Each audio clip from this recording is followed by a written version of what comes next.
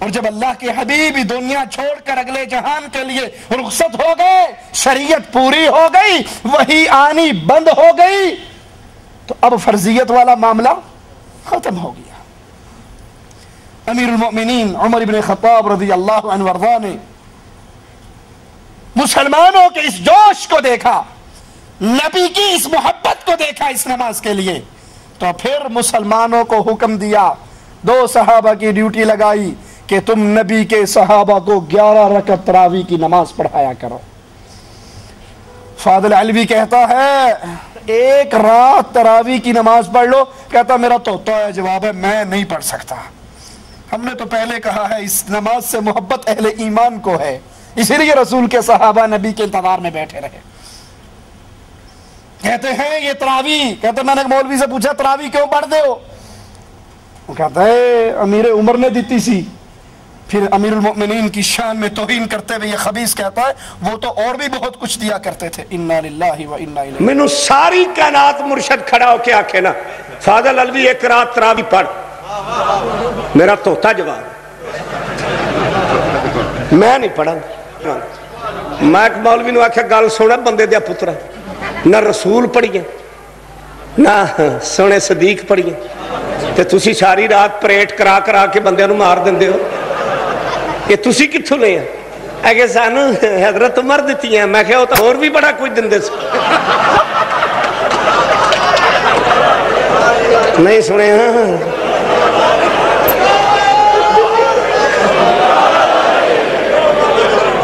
ابھی الصلاۃ خیر من النوم ہونا ہی دیتی ہے نا۔ لا حول ولا قوة الا باللہ۔ وہ امیر عمر رضی اللہ عنہ وارضا جو اللہ کے نبی کے پیارے، آپ کے ساتھی، آج اس کی میری اور تمہاری گلیوں میں اس کی توہین کی جاتی ہے، اور توہین کرنے والے اپنے آپ کو مومن سمجھتے ہیں، اور جن کے ایمان کی گارنٹی امام الانبیاء نے دی تھی اس کے ایمان کا انکار کرتے ہیں۔ امیر عمر رضی اللہ عنہ وارضا نے یہ تراویح کی نماز با جماعت اپنے دور میں مسلمانوں کے اندر اس کی ڈیوٹی لگائی، صحابہ کی وہ جماعت کروایا کرتے۔ اسی لیے حضرت علی رضی اللہ عنہ وارضا فرمایا کرتے تھے اللہ عمر کی قبر کو روشن کرے، وہ رمضان میں ہماری مسجدوں کو روشن کر گیا۔ اللہ امیر عمر کی قبر کو روشن کرے، وہ رمضان کی راتوں میں اہل ایمان کی مسجدوں کو روشن کر گیا۔ آذان کے کلمات جب مسلمان مدینے میں پہنچے، کسی نے کچھ مشورہ دیا، کسی نے کچھ مشورہ دیا۔ امیر عمر رضی اللہ عنہ وارضا نے یہ آذان کے کلمات جو خواب میں دیکھے وہ رسول کریم صلی اللہ علیہ وسلم کے سامنے پڑھے، آپ کو یہ تجویز پسند آئی اور وہاں سے آذان کا سلسلہ شروع ہوا۔ یہی فاضل علوی شیعہ ذاکر علیہ من اللہ ما یستحق امیر عمر کی توہین کرتے ہوئے کہتا ہے کہ نماز اذان میں الصلاۃ خیر من النوم کا جو اضافہ ہوا ہے یہ عمر کی وجہ سے ہوا ہے، اس کے دور میں ہوا ہے، کیونکہ یہ عمر بہت کھایا کرتا تھا اور دیر تک سویا کرتا تھا، اس لیے پھر یہ اضافہ ہوا۔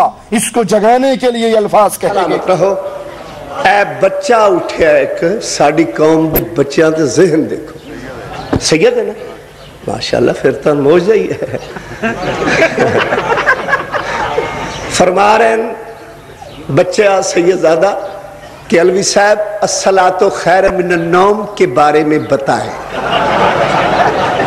یعنی انہوں بھی ماسٹر نے کوئی ہور ہی لین دسی ہے، یعنی دکھی بچہ ہے نا۔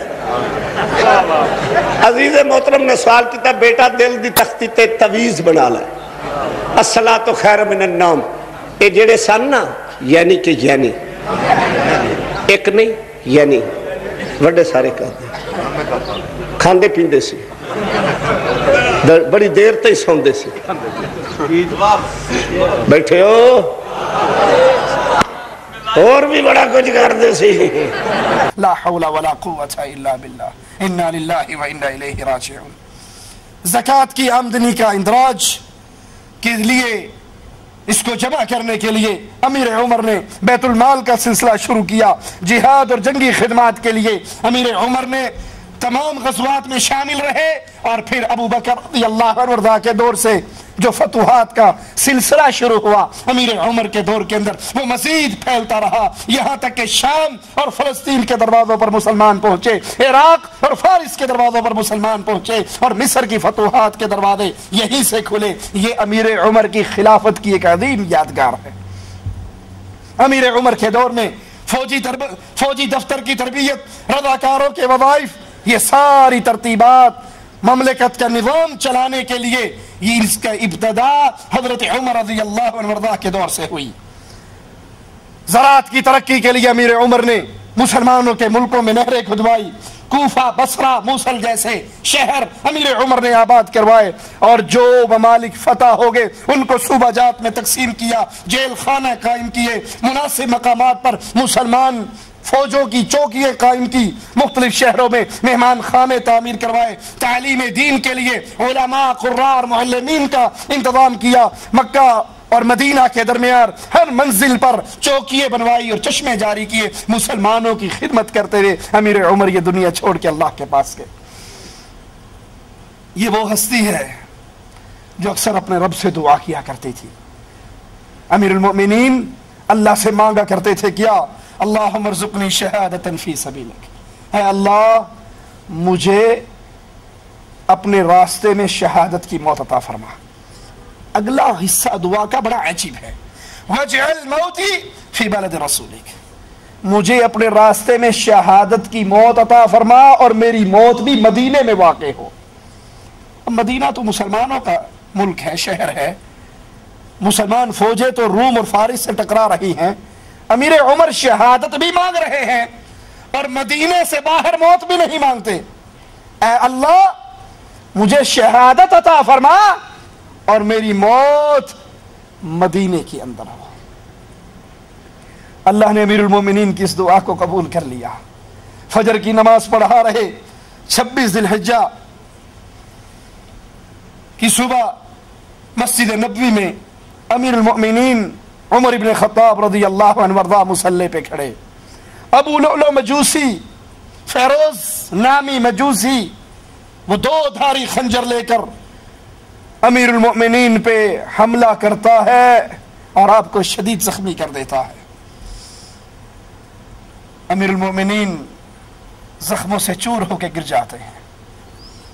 जब होश आता है पहला सवाल करते हैं अमीरुल मोमिनीन, गौर करना, अल्लाह सबसे पहले कहने वाले को गौर करने की तौफीक अता फरमाए और फिर हर उसको जिसके दिल में उमर की मोहब्बत का समंदर ठाठे मार रहा है, क्या वाकई मैं मोहब्बत उमर में सच्चा हूं या झूठा हूं। होश आते ही पहला सवाल, लोगों क्या उमर ने नमाज पूरी कर ली थी। मैं दौरान नमाज जख्मी हुआ था, मेरी नमाज पूरी हो गई या रह गई। अगर रह गई मुझे उठाकर बिठाओ, मैं अपनी नमाज पूरी कर लूं। जिसकी नमाज नहीं उसका दीन नहीं। क्रिकेट मैच के लिए नमाजें छोड़ने वालों, हॉकी मैच के लिए नमाजें छोड़ने वालों, नरम गरम बिस्तरों में पड़े हुए जाग कर आजान सुनकर हय्या अलल सलाह हय्या अलल फलाह की सदाएं सुनकर फिर अपने बिस्तरों में लेटे रहनो, करवटें बदल कर सो जाने वालों, क्या तुम्हारा अमीरुल मोमिनीन से कोई रिश्ता है। वो तो मौत और हयात की कशमकश में है, वो तो आखिरी सांसों में है और इस वक्त भी अमीर उमर को फिक्र क्या है कि मेरी नमाज रह तो नहीं गई। जिसकी नमाज नहीं उसका दीन नहीं। अमीरुल मोमिनीन वो अजीम ज़ात जिंदगी के आखिरी लम्हात तक मेरे नबी की हदीसों की हिफाजत करने वाले, मेरे नबी की सुन्नतों की फिक्र करने वाले।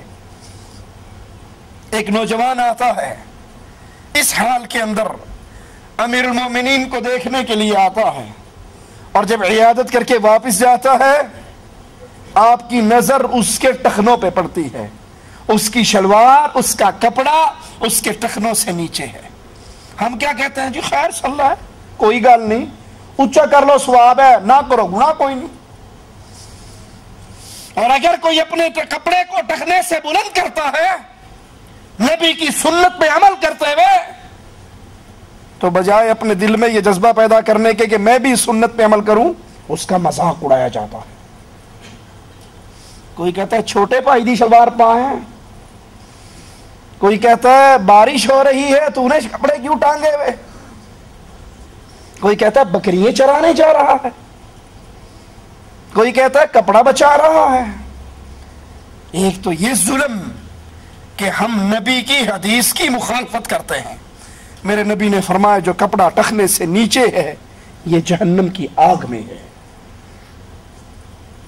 ایک تو یہ جرم کہ حدیث محمد پہ عمل نہیں کرتے صلی اللہ علیہ وسلم، اور اس سے بڑا گناہ یہ کہ حدیث پہ عمل کرنے والے کی بے عزتی بھی کرتے ہیں۔ لیکن نبی کے صحابہ اپنے نبی کی ایک ایک سنت پہ کٹنے اور مرنے والے، زندگی کے آخری لمحات اس میں بھی کہتے ہیں اس کو واپس بلاؤ، اور جب واپس آ جاتا ہے مسجد میں آ کر شلوار فولڈ کر کے پینٹ اونچی کر کے نماز پڑھنے والوں، اور واپسی پہ مسجد کے گیٹ پر ہی نیچی کر لینے والوں، جیسے دین صرف مسجد کے اندر ہے، راضی رہے رحمان ناراض نہ ہو شیطان، ایتھے اونچی کر لو باہر جا کے ہیٹ کر لے جائے، باہر رب کوئی نہیں، رب صرف مسجد ہی ہے۔ لا حول ولا قوت الا باللہ۔ کہا واپس بلاؤ، یہ واپس پلٹتا ہے، کہتے ہیں بھتیجے اپنی شلوار کو اونچا کر، یہ تیرے دل کو پاک رکھے گی، تیرے کپڑے کو بھی پاک رکھے گی۔ بیٹا عبداللہ آتا ہے، امیر عمر کے سر مبارک کو اٹھا کر اپنی ران پہ